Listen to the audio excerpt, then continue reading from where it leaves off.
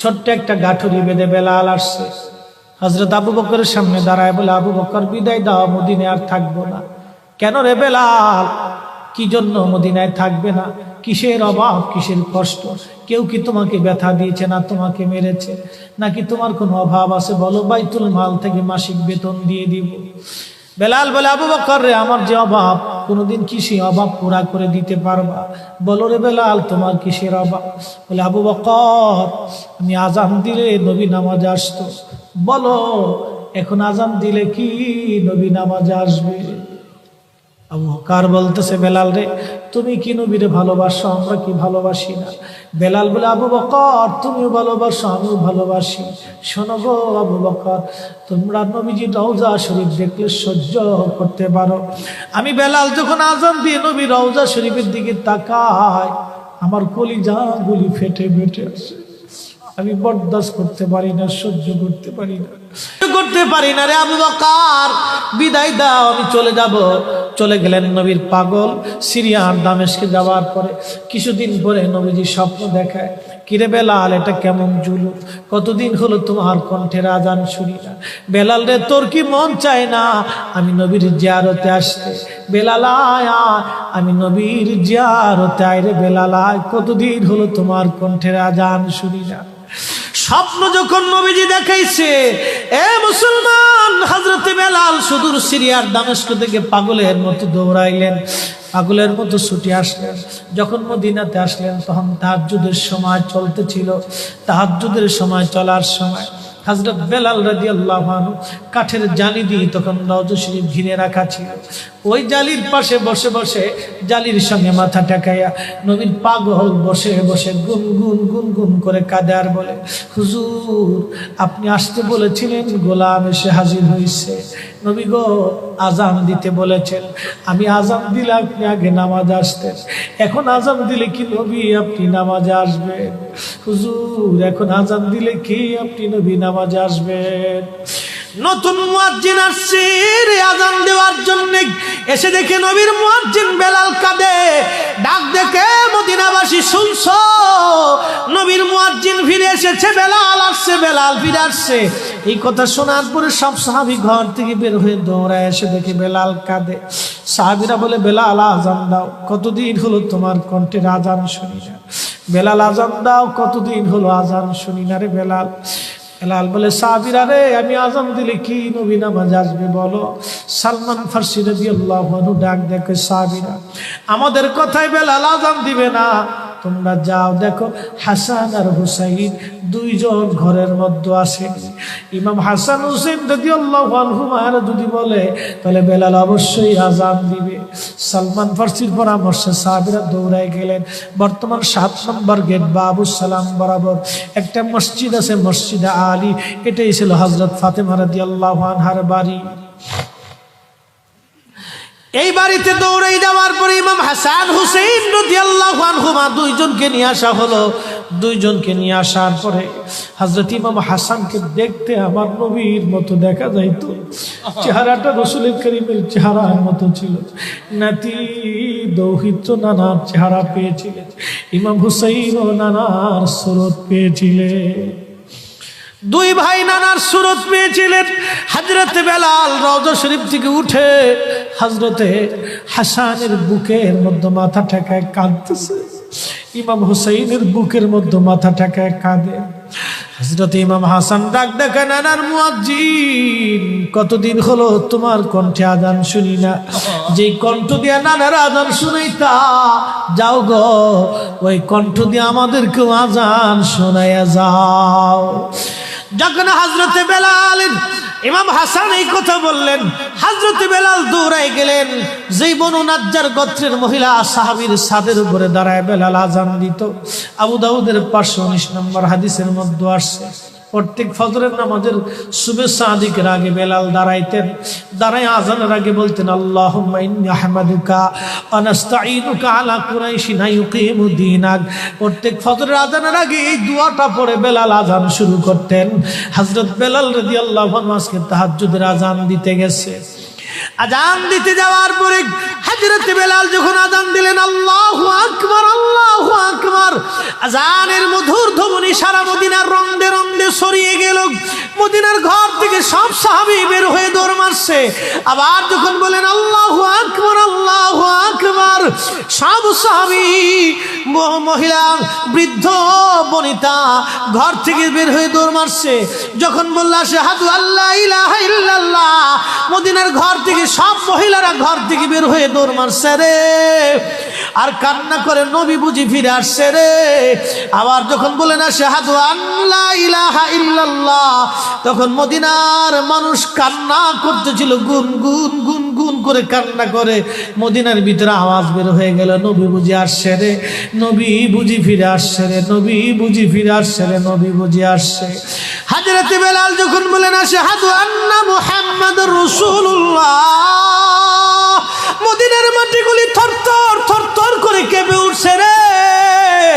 মদিনার মানুষের কান্না বেড়ে গেল। হযরত বেলাল অজ্ঞান হয়ে জমিনের মধ্যে পড়ে গেলেন, তিনি বেহুশ। নবীর আশিক বেহুশ হয়ে গেলেন। বেলালের মতো আশিক যদি আমরা হইতাম, এ দুনিয়ায় নবীর দেখা পাইতাম, এ দুনিয়ায় নবীর দেখা পাইতাম। যখন হুঁশ ফিরে আসছে, রওজা শরীফের পাশে বসে বসে বেলাল কাদের বলে, হুজুর আজান দিতে বলেছিলেন, আজান দিয়েছি। হুজুর আমি আজান দিলে আগে নামাজ আসতেন, আজকে আজান দিলাম আপনি হুজুর আসেন নাই। যে আজান দিলে নবী আসবে না, আমি বেলালে আজান আর কোনোদিন দিব না। হযরতে বেলাল কিছুদিন পরে কলিজা ফেটে, নবীর বিরহ বেদনা সহ্য করতে না পেরে তিনি চলে গিয়েছিলেন পরপারে। কলিজা ফেটে, কলিজা ফেটে, কলিজা ফেটে। এইভাবে সাহাবীরা নবীকে ভালোবেসে গেছে। কত সাহাবী কতভাবে নবীকে ভালোবাসছে রে। হযরত আবু বকরের কথা বলছিলাম, আম্মা জান আয়েশা ডেকে বলে, হুজুর আপনি, আম্মা জান আয়েশার মনটা বেজার হয়ে গেল। আল্লাহর নবী ডাক দিয়ে বলতেছিলেন, আয়েশা রে মনটা তোমার বেজার কেন হয়ে গেল? আম্মা জান বললেন, হুজুর দিনের জন্য আমার আব্বা জান সব সম্পদগুলি বিলীন করে দিয়েছে, ভালোবেসে আপনার সঙ্গে আমার বিবাহ শাদী দিয়েছে। ইয়া রাসূলুল্লাহ ভাবছিলাম আপনি আমার আব্বা জানের কথা বলবেন, যে আকাশের তুল্য নেক আমার আব্বা জানের আমল নামায় আছে। আল্লাহর নবী ডাক দেখো, আয়েশা রে তোমার আব্বা জানের এক রজনীর আমল যদি এক পাল্লায় দাও, আমার উম্মতের সব উম্মতের আমল যদি আর এক পাল্লায় দাও, আমার আবু বকরের এক রাত্রে আমলের ওজনের সমান হবে না। আম্মা জান বলে, হুজুর কোন রাত, কোন রাত, কোন রাত? নবীজি বললেন, আয়েশা রে সেটা হিজরতের রাত। বহুদিন আগে বলেছিলাম আবু বকর হিজরত করা লাগতে পারে। এই কথার জন্য হিজরতের রজনীতে আমি হযরত আলীকে ঘরের মধ্যে রেখে আমি যখন চলে আসলাম, হযরত আবু বকরের ঘরের দরজায় ছোট্ট করে টুকা দিয়ে বললেন, আবু বকর দরজা খোলো। সাথে সাথে দরজা খুলে গেল। জিজ্ঞেস করলাম, আবু বকর তুমি কি ঘুমাও নাই? আবু বকর ডেকে বলে, ইয়া নবী আল্লাহ বহুদিন আগে বলেছিলেন হিজরত করা লাগবে। হুজুর ওই দিন রজনী থেকে অদ্যবধি রজনীতে আমি কোনো রাত্রের জন্য বিছনায় পিঠ লাগাই নাই। আপনি নবীর অপেক্ষায় দরজার সাথে ঠেস মেরে দাঁড়ায় আমি জেগে থাকি, কখন আপনি আসবেন, কখন আপনি আসবেন, কখন আপনি আসবেন। আপনি যখন রাত্রিবেলা আসবেন আমি ঘুমাবো, আপনি ডাকবেন, কাফেররা টের পাবে, আপনাকে কষ্ট দিবে। হুজুর একটা রজনীর জন্য আমি বিছনায় পিঠ লাগাই নাই, আপনি নবীর অপেক্ষায় দাঁড়ায় রয়েছি, দাঁড়ায় আসি, দাঁড়ায় আসি, আমি ঘুমাই না। আয়েশা রে এই রজনী আল্লাহর কাছে এত ভালো লাগছে, এত ভালো। আর সাহাবী আবু বকর নবীকে ভালোবেসে নবীর অপেক্ষায় দাঁড়ানোর জন্য, নবীর জন্য দাঁড়িয়ে থাকার জন্য, নবীর জন্য দাঁড়িয়ে থাকার জন্য আল্লাহ এত বড় প্রতিদান দিয়ে দিলেন, এত বড় বেনিফিট দিয়ে দিলেন, এত বড় বেনিফিট, এত বড় বেনিফিট, এত বড় মর্তবা, এত বড় মর্যাদা নবীর জন্য, নবীর জন্য, নবীর জন্য, নবীর জন্য, নবীর জন্য। সাহাবীরা নবীর জন্য দেওয়ানা, নবীর জন্য জীবন দিতেন, নবীর জন্য সংসার করতেন, নবীর জন্য ব্যবসা করতেন, নবীর জন্য ঈমান আনতেন, নবীর জন্য জীবন দিতেন, নবীর জন্য যুদ্ধে যাইতেন, নবীর জন্য আমল করতেন, নবীর জন্য কোরআন বুঝতেন, নবীর জন্য ঈমান আনতেন। আল্লাহ চিনেছে নবী দেখে, আল্লাহ বুঝেছে নবী দেখে, আল্লাহ চিনেছে নবী দেখে, ঈমান এনেছে নবী দেখে, কোরআন বুঝেছে নবী দেখে, কোরআন মেনেছে নবী দেখে। আমরাও সুন্নিরা কোরআন বুঝি নবী দেখে, দিন মানি নবী দেখে, আমরাও ঈমান আনি নবী দেখে, আমরাও ভালোবাসি নবীকে। আল্লাহ পেতে চাই নবী দেখে, আল্লাহ পেতে চাই নবীর মাধ্যমে, আল্লাহ পেতে চাই নবীকে ভালোবেসে। কথা বলেন ঠিক না বেঠে?